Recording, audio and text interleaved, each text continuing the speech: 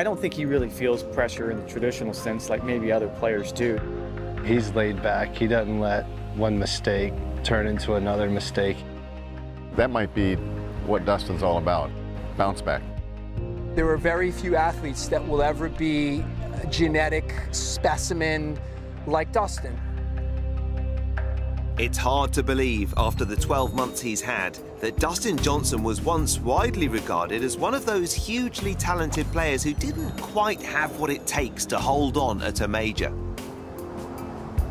Oh, it is wide.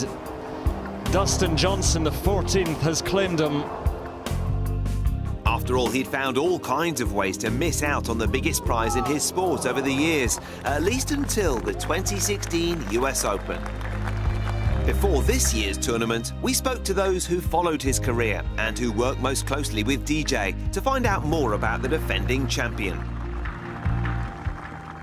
Dustin doesn't overthink things. He's just built differently, and I think that's helped him when you consider the scars that could have occurred in some of the collapses on major championship stages. But he always told us that he wasn't scarred by those, and you know, you wonder if you can believe him, but it looks like it was true. He wasn't scarred. DJ has certainly coped with all sorts of setbacks on and off the course over the years. What marks him out is his ability to keep on coming back.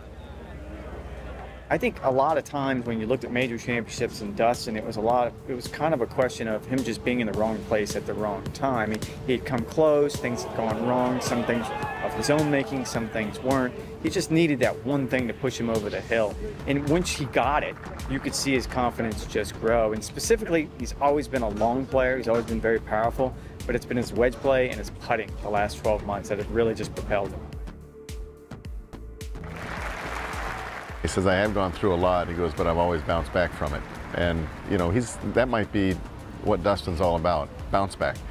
To this day, I don't know if there's another player out here who could take the number of body blows he took, whether it was Pebble Beach, whether it was Royal St. George's, or Whistling Straits, or Chambers Bay, and just keep plugging along. And I think that might be his greatest strength.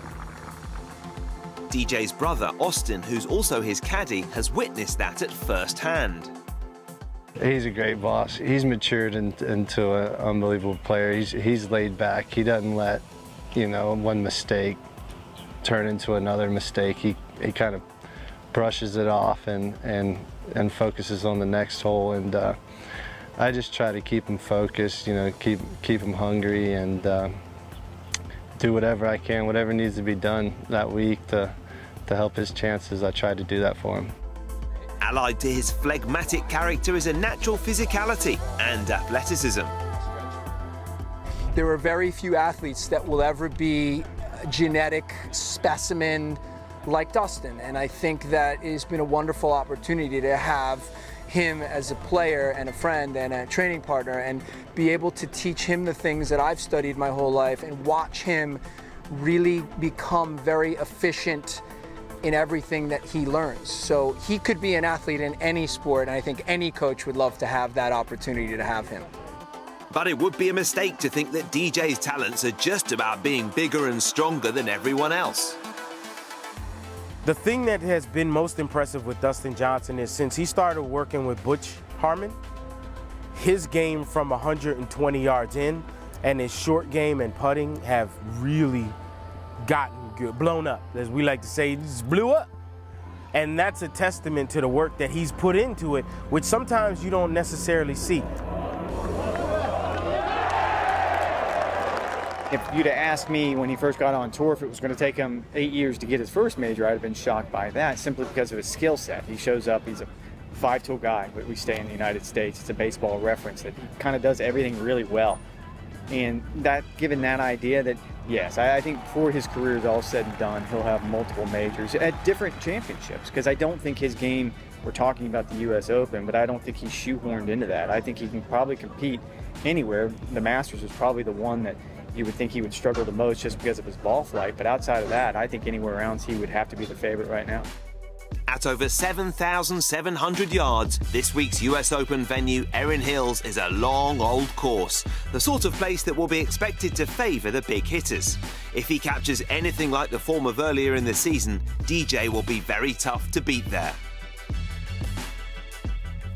Dustin Johnson overcame the archetypal US Open course last year in adversity, and is by some way the best player in the world now, and the gap that he has at the top of the world rankings is greater than any that we've seen since Tiger Woods was in his pomp.